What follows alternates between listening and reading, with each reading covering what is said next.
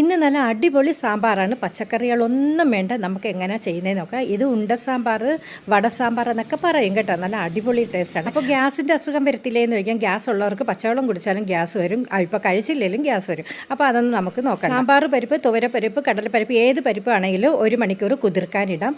അത് കഴിഞ്ഞിട്ട് വെള്ളം ഒന്നും ഇല്ലാതെ പരിപ്പ് വടയ്ക്ക് അരയ്ക്കുന്ന പോലെ അരച്ചെടുക്കാം. നമുക്ക് അതിൻ്റെയൊക്കെ ആവശ്യമുള്ള സാധനങ്ങൾ ചേർക്കാം. അതായത് പച്ചമുളക്, കറിവേപ്പില, കൊച്ചുള്ളി, ചെറിയ ഉള്ളി തന്നെ വേണം, പിന്നെ തേങ്ങാക്കൊത്ത്, പച്ചമുളക്, ഇഞ്ചി, ഇത്രയും, പിന്നെ കായം, ഉപ്പ്, ഇത്രയും കൂടെ ചേർത്ത് നല്ലതുപോലെ ഉണ്ടയാക്കി നമുക്ക് ഇതേപോലെ അപ്പച്ചെമ്പിനകത്ത് എല്ലാം ഇഡലി തട്ടിനകത്ത് വേവിച്ച് അങ്ങോട്ട് പുഴുങ്ങി അങ്ങോട്ട് എടുക്കാം. ഇനി കുതിർത്ത പരിപ്പ് അരച്ച വെള്ളത്തിൽ നമുക്ക് കുറച്ച് വെള്ളം കൂടെ ചേർത്ത് 1/2 സ്പൂണ് പരിപ്പും കൂടെ നല്ലപോലെ അരച്ച് വെള്ളം, ഉപ്പും പിന്നെ പുളിയും കൂടെ പിഴിഞ്ഞ്, പുളി അത്യാവശ്യമാണ്, പുളിയും കൂടെ പിഴിഞ്ഞ് നമുക്ക് സാമ്പാർ പൊടിയൊക്കെ ഇട്ട് ഉപ്പൊക്കെ ഇട്ട് നല്ലപോലെ ഇളക്കി വെക്കാം. എന്നിട്ട് കടുക് പൊട്ടിച്ചതിന് ശേഷം നല്ലതുപോലെ അങ്ങോട്ട് തിളപ്പിച്ച് അങ്ങോട്ട് എടുക്കാം. പകുതി തിളച്ച് കുറുകി വരുമ്പോഴത്തേക്ക് നമുക്ക് വേവിച്ചെടുത്ത മറ്റേ സാമ്പാറിൻ്റെ ഉണ്ട അങ്ങോട്ട് എടുത്തിട്ട് നല്ലതുപോലെ കുറുക്കി അങ്ങോട്ട് എടുക്കുക. നല്ല സൂപ്പർ ടേസ്റ്റാണ്. എല്ലാവരും ഒന്ന് ചെയ്ത് നോക്കണം കേട്ടോ.